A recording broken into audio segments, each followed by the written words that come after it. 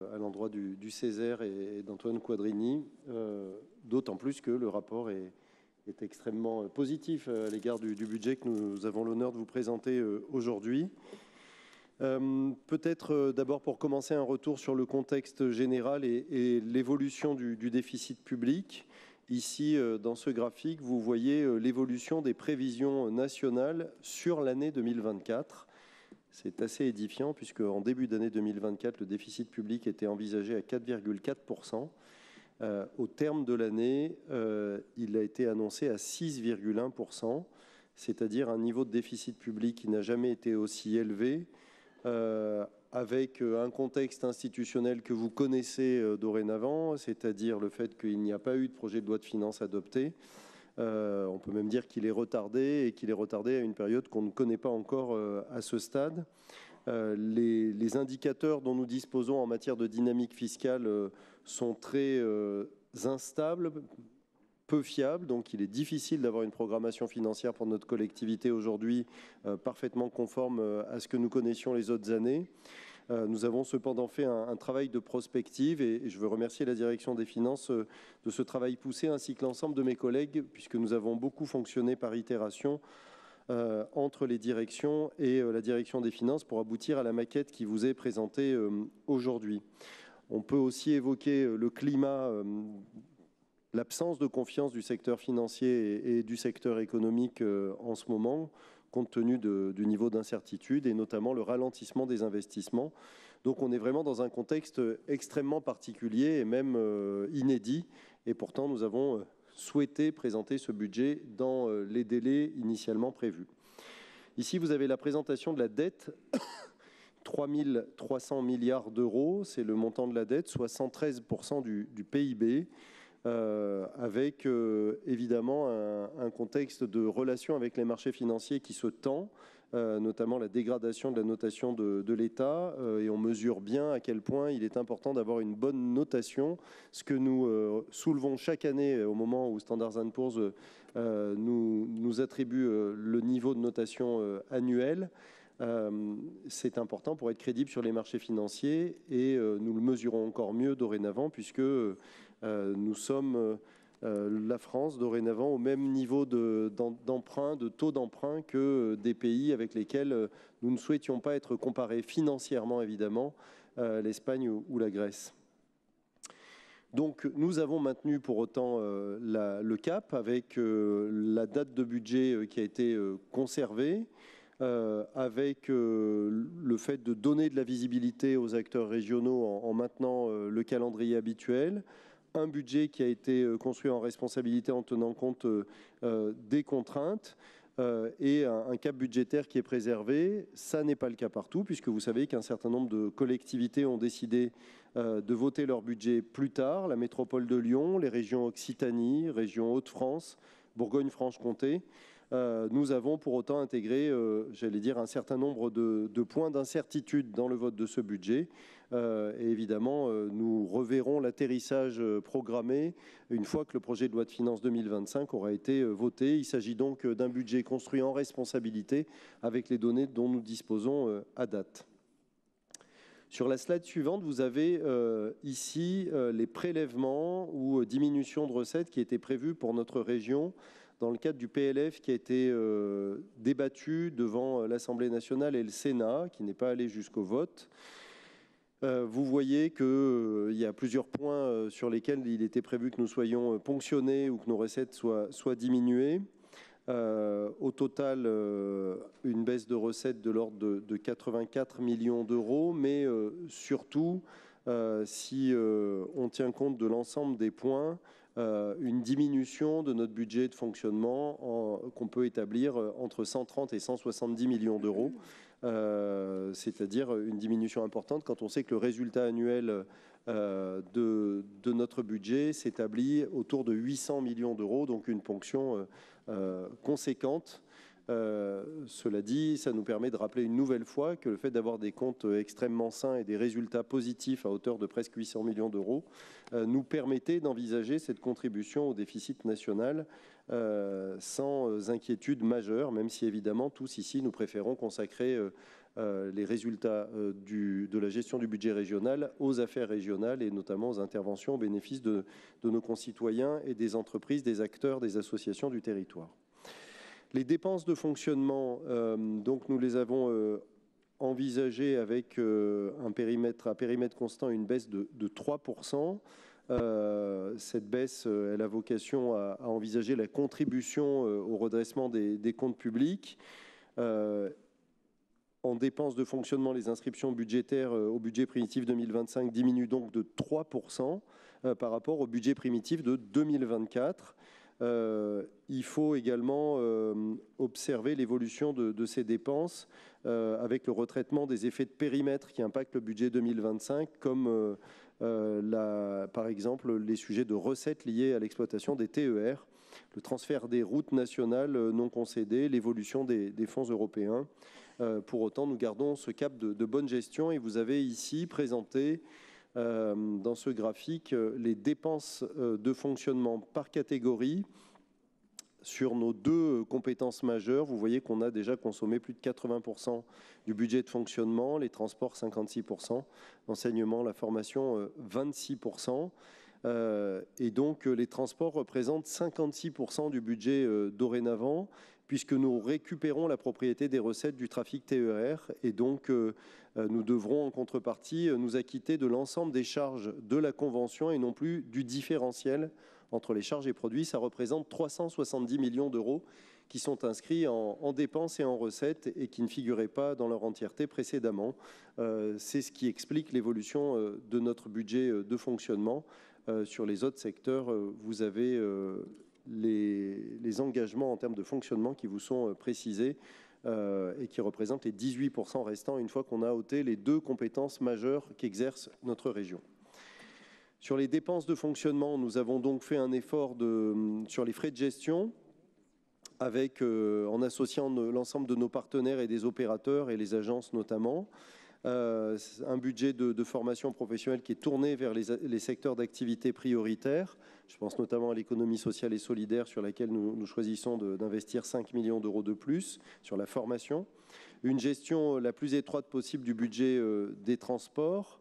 Et on a refusé dans ce contexte la hausse des péages ferroviaires. Nous verrons bien la décision définitive de l'État. Le pilotage strict des dotations versées aux établissements scolaires, notamment sur les sujets d'énergie. Maintenant, on a le recul de 2 exercices, donc on peut ajuster encore plus précisément. Et puis des mesures additionnelles de priorisation, notamment en matière d'enseignement supérieur et d'action économique. Donc un budget qui est globalement inscrit en baisse avec 3%. Nous avons essentiellement ajusté en tenant compte des précédents budgets, plus que rogner quelques budgets que ce soit, évidemment. Sur l'investissement, vous allez voir qu'il y a une progression extrêmement forte sur le volume d'investissement programmé. D'abord parce que nous avons toujours envisagé un niveau d'épargne brute élevé. Il est là annoncé à 768 millions d'euros. Je rappelle que ce sont des prévisions et que régulièrement, au moment du compte administratif, on est plutôt autour de 800 millions d'euros. Et par ailleurs, nous avons donc en projet la création d'une SPL spécialisée, Société publique locale, spécialisée dans l'investissement sur les moyens de transport, le matériel roulant. Plusieurs autres collectivités ont déjà utilisé ce process. Et donc, nous avons un niveau d'investissement consolidé qui se rétablira à près d'1,7 milliard, 1,691 milliard d'euros. Je rappelle que le record d'investissement que nous ayons programmé était d'1,4 milliard. Et je rappelle que nous sommes partis en 2015, compte administratif 2015, à 716 millions d'euros. Donc les périmètres ont évolué, mais les budgets d'investissement ont évolué beaucoup plus vite que le périmètre en question. Tout ça grâce évidemment à ce niveau d'autofinancement élevé et en autorisation de programme, nous allons donc inscrire 1,701 milliard d'euros. Je rappelle que sur le budget d'investissement, lorsqu'on fait le compte administratif, on observe chaque année un taux de réalisation supérieur à 95%, ce qui signifie que nous aurons réellement un niveau d'investissement très élevé, jamais connu à l'échelle de notre région. La ventilation par budget en crédit de paiement, Toujours évidemment les deux secteurs majeurs de compétences de la région. Le premier d'entre eux, les transports, 38%. Avec la proposition de financer les rénovations et acquisitions de matériel roulant pour arriver à ce choc d'offres à l'horizon de 2035 que nous avons déjà évoqué ici. Il y a également le grand projet d'infrastructure de transport collectif et routière ou la sécurisation des gares et de leurs abords dans le cadre des dispositifs Gare Zéro Délinquance qui fonctionnent parfaitement et qui apportent des résultats très satisfaisants. L'enseignement et la formation à hauteur de 20%. Pour accélérer encore l'amélioration de la performance énergétique des établissements scolaires, des lycées. L'action économique à hauteur de 13%, qui est maintenue à un très haut niveau. Ça fait partie des priorités que nous nous sommes fixées de soutenir le tissu économique pour consolider l'activité, mais aussi dans le cadre de la stratégie long terme de préservation de la souveraineté industrielle régionale, mais aussi l'accompagnement des démarches de décarbonation de l'industrie ou encore la réflexion sur le foncier industriel. Au-delà des trois compétences majeures que je viens de citer, transport, enseignement, formation et action économique, vous voyez que nous continuons d'investir dans les priorités qui irriguent toutes les compétences régionales avec les sujets que nous étions fixés depuis le début de ce mandat, l'aménagement du territoire. Et on est dans une année particulière, pas pour la région, mais pour les communes, puisqu'elles vont être dans la dernière année de mandat en 2025 et elles risquent de nous solliciter un peu plus fortement, avec une progression. La culture et le sport, avec l'entrée en phase opérationnelle, notamment des projets de musée Saint-Exupéry ou l'aménagement du musée de la civilisation celtique et gauloise à Gergovie. La santé, dans ces chiffres sont inclus notamment des financements européens, puisqu'on avait obtenu l'inscription dans le cadre du FEDER de montants conséquents qui nous permettent d'accompagner notamment les hôpitaux locaux qui rompent la désertification médicale des territoires ruraux. Et puis une politique d'écologie positive, renforcée et structurée sur la transition énergétique, sur la valorisation de l'environnement et aussi très orientée vers l'hydrogène. Pour revenir dans les chiffres de façon plus détaillée, mais là j'irai plus vite puisque je viens d'aborder le sujet de façon principale sur l'activité économique et l'emploi, donc 72 millions d'euros sur le soutien à l'économie, notamment sur la relocalisation, 74 millions d'euros pour nos agriculteurs qui traversent une période particulièrement difficile, nous en avons parlé ce matin, près de 40 millions d'euros sur la recherche et l'innovation, 28 millions d'euros sur l'apprentissage, la formation et l'orientation. Et je rappelle qu'ici, l'État s'est retiré sur un certain nombre de dispositifs. 19 millions d'euros pour le tourisme. Et là aussi, on retrouve pas mal de fonds européens. Sur les projets et infrastructures d'avenir, vous avez près de 700 millions d'euros sur les mobilités, donc un budget jamais atteint, avec notamment les grands projets d'infrastructures qui figurent au volet mobilité du CPER 2023-2027. 281 millions d'euros pour investir dans nos lycées dans le cadre du plan Marshall II, 26 millions d'euros sur l'enseignement supérieur, avec notamment la favorisation des sites universitaires et puis l'accompagnement du plan ingénieur, 57 millions d'euros pour les infrastructures numériques et près de 40 millions d'euros sur les enjeux climatiques et environnementaux, sur les sujets de décarbonation notamment. Sur les territoires ruraux, et plus globalement, sur l'ensemble des territoires, vous avez 109 millions d'euros sur l'aide aux projets d'investissement dans le cadre des différents contrats qui sont signés par notre collectivité avec ses partenaires collectivités locales, qu'il s'agisse des communes, des métropoles, des bonus ruralité, du CPER, des différents pactes. 11 millions sur les projets d'investissement structurants pour les stations de ski. 18 millions d'euros pour la santé et le handicap. Et je disais tout à l'heure que nous avons des fonds européens FEDER sur ces budgets. 45 millions d'euros sur la culture, 39 millions d'euros sur les équipements sportifs. Et c'est un sujet que la région abordait peu il y a quelques années encore, que l'investissement sur les équipements sportifs, qui est un véritable acte d'aménagement du territoire. Et puis sur les fonds européens, 155 millions d'euros. Je rappelle que sur la durée du mandat, entre FEDER et FEADER, enfin entre les fonds européens, FEDER, FTJ, FSE, Alcotra et FEADER, nous atteignons 1,4 milliard d'euros d'engagement sur le territoire régional, c'est-à-dire l'équivalent d'une année moyenne d'investissement de la région, même si ce chiffre, cette comparaison devient un peu moins vrai, avec 1,7 milliard programmé pour l'exercice qui arrive. Et sur le sujet des fonds européens, je voudrais vous dire que nous sommes une des régions qui consomme 100%, et c'est assez rare, des fonds européens qui lui sont confiés. Et sur la programmation de la consommation des fonds européens, nous sommes en tête des régions françaises sur la programmation 2021-2027. On est déjà à plus de 50% de programmation. Vous avez enfin la synthèse de l'évolution des dépenses d'investissement. Je crois que c'est une slide qui est particulièrement importante et qui permet de voir les évolutions par rapport à l'année précédente. Donc sur les services généraux, nous sommes en retrait.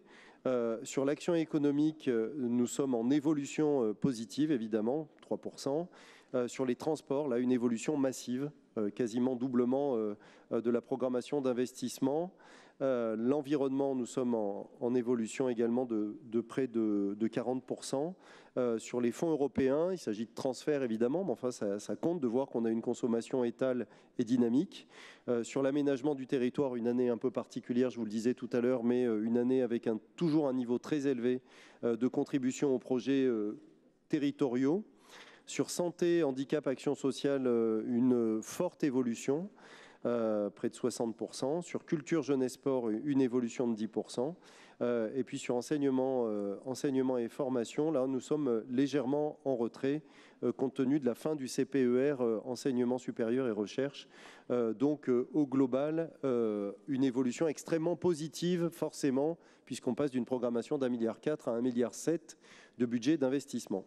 J'en termine avec les équilibres fondamentaux de ce budget. Vous retrouvez là ce que nous présentons dorénavant depuis près d'une dizaine d'années en termes d'éléments chiffrés, ce qui est le socle de notre stratégie budgétaire.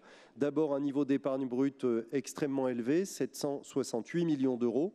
Et je redis que nous sommes au compte administratif en général nettement au-dessus de ce chiffre.